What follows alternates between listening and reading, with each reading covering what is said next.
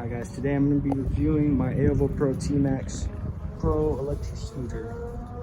This thing is really nice, I'm not gonna lie. It does look a bit beat up because the back fender is, I took it off because there was something up with it, and I'll get to that in just a minute. But if I do give you a little look of right here, the screen on this, it's actually nice and bright.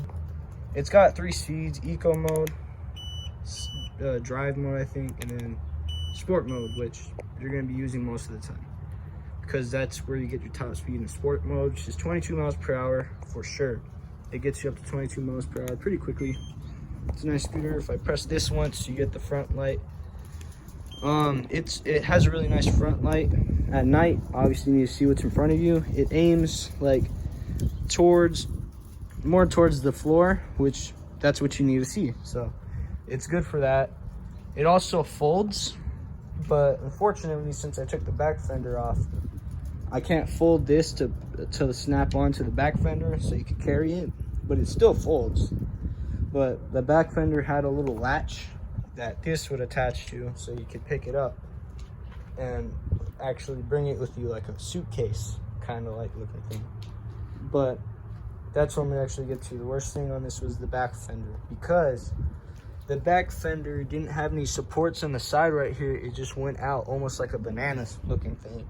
And it was really bad because whenever you hit any bumps, or obviously most sidewalks, and even like little sidewalk cracks, would make it wobble a little bit. So every time it wobbled, it slowly made it weaker and weaker to the point where it just snapped off a little while ago. And I have no idea how to fix it, and I might just have to, try to make something myself to support it. But that kind of sucks because the back fender actually had the rear light, and the rear light was actually really good. It was nice and bright. But I actually had to open the scooter to get it out because I had to unplug the back light, which was on the back fender. Well, yeah, and I had to struggle with all that, and it kind of sucked. But it was kind of straightforward process. But either way, it does have suspension.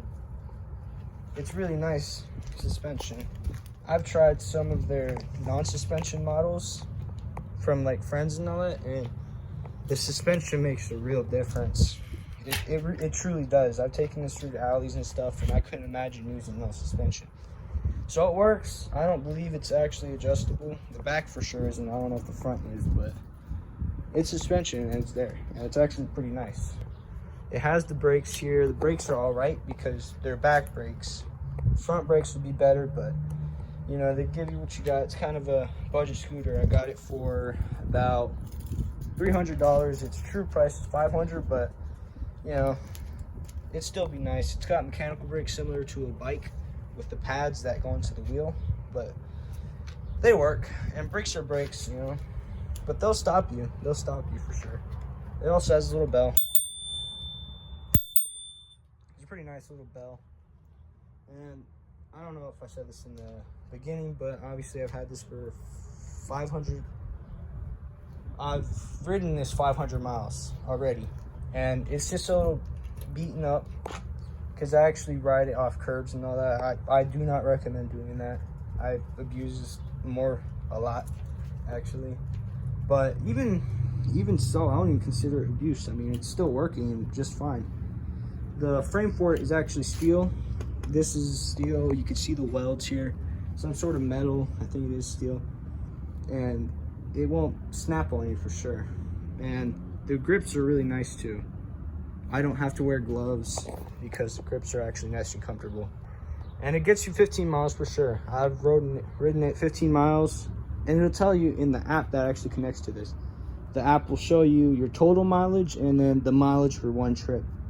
And I've taken this 15 miles, and that drained it to like 2%. So you could for sure maybe squeeze like 20 if you power save with eco mode.